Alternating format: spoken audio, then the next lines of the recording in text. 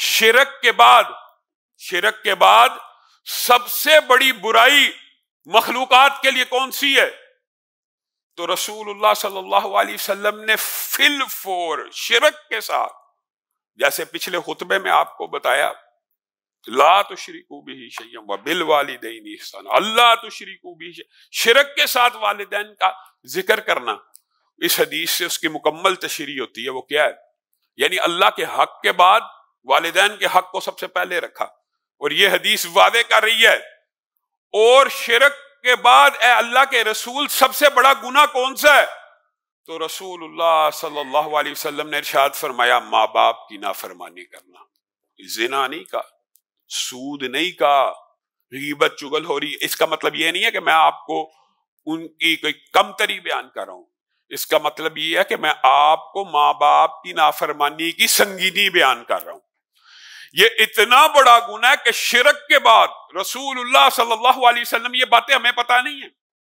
ٹھیک ہے ہم لیکچر سنتے ہیں والدین کا کی حقوق کا، لیکن ایمانداری سے بتلائیے کیا ہمارے ذہن میں یہ بات راسخ ہے کہ نیکیوں میں سب سے بڑی نیکی نماز ادا کرنے کے بعد والدین کی خدمت ہے، والدین کے احسان ہے، اور گناہوں میں سب سے بڑا گناہ والدین کی نافرمانی ہے، والدین کے دل کو دکھانا ہے، والدین کی اطاعت نہ کرنا، والدین کو منہ چڑھانا، والدین کے آگے بولنا۔ ہمارا معاشرہ چند مغربی سکولوں کی یلغار سے پریشان ہے۔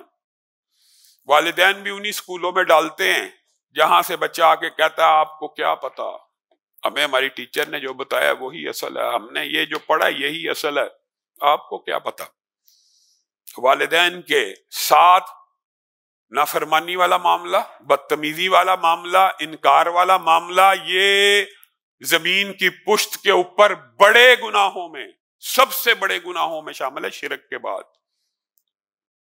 علامہ ہشام الہی ظہیر کے بیانات حاصل کرنے کے لیے آفیشل چینل علامہ ہشام الہی ظہیر کو سبسکرائب کر لے۔